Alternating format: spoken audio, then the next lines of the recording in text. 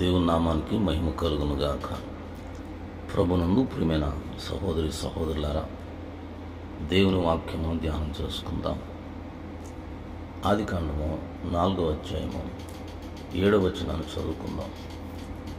నీవు సత్క్రియ చేసిన యెడల తలెత్తుకొనవా, సత్క్రియ చేయని యెడల వాకిట పాపము పొంచి ఉండును, నీ ఎడల దానికి వాంఛ కలుగును, నువ్వు దాన్ని ఏలుదు అనెను.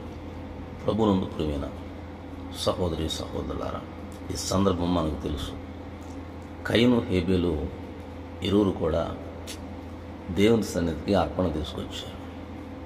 అయితే వారు తీసుకొచ్చినటువంటి అర్పణలో హేబేలు అర్పణను దేవుడు అంగీకరించాడు, కానీ కయీను అర్పణను దేవుడు అంగీకరించాడు. ఇలా జరిగిన తర్వాత కయీను తన ముఖాన్ని చిన్నబుచ్చుకున్నాడంట. అప్పుడు దేవుడని యెహోవా 6వ అధ్యాయం అంటున్నాడు, యెహోవా కయీనుతో, నీ కోపమేలా, నీ ముఖము చిన్నబుచ్చుకున్నామి అని 7వ వచనం అంటున్నాడు. నీవు సత్క్రియ చేసిన యెడల తలెత్తుకొనవా అంటే తన అర్పణ అంగీకరించబడలేదని ముఖం చిన్నబుచ్చుకున్నాడు. కానీ ఎందుకు అంగీకరించబడలేదు అని పరిశీలన చేస్తే దేవుడని యెహోవా ఇక్కడ మాట్లాడుతున్న మాటలో సత్క్రియ చేసిన యెడల తలెత్తుకొనవా అంటే అతనిలో సత్క్రియలు లేనందువల్ల అతని అర్పణ ఏమైందంటే కొట్టివేయబడింది. కానీ హేబేలు సత్క్రియలు చేయవాడు కనుక, దేవుని గణపరచువాడు కనుక, దేవునికి భయపడేవాడు కనుక అతని అర్పణను దేవుడు అంగీకరించాడు. ప్రియమైన వాళ్ళ అది చూసినటువంటి కయీను మొహం చిన్నబుచ్చుకున్నాడు. తర్వాత అతడు తమ్ముని చంపటం ఇవన్నీ మనం లేఖనాల్లో చూసాం. ప్రియమైన వాళ్ళ అయితే వాక్యాన్ని పరిశీలన చేస్తే సత్క్రియ చేస్తేనే మనము దేవుడు మన యొక్క అర్పణను అంగీకరిస్తాడు.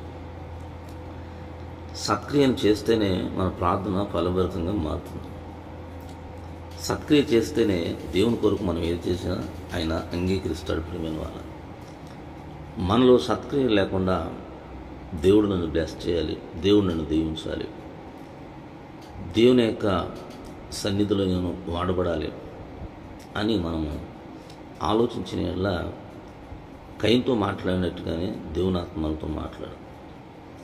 సత్క్రియలు లేకుండా మనము దేవుని సంతోషపరచడం. ప్రియమైన వాళ్ళ అర్పణలు అర్పించినా సంతోషపరచడం. ఆయనకి కావాల్సింది ఏంటంటే విరిగి నలిగిన మనసుతో ఎవరైతే దేవునికి భయపడతారో వారి ఎడలైన ఆలోచన విధానాన్ని కలిగి ఉంటాడు. కానీ సత్క్రియ లేకుండా ఎన్ని అర్పణలు, ఎన్ని దేవుని కొరకు ఎన్ని పనులు చేసినా అవన్నీ కూడా అంగీకరించకూడదు.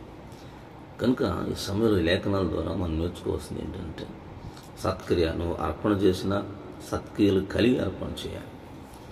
లేక దేవుని కొరకు 10వ భాగాన్ని ఇస్తున్నావా, సత్క్రియలు చేసి దేవునికి ఇవ్వాలి.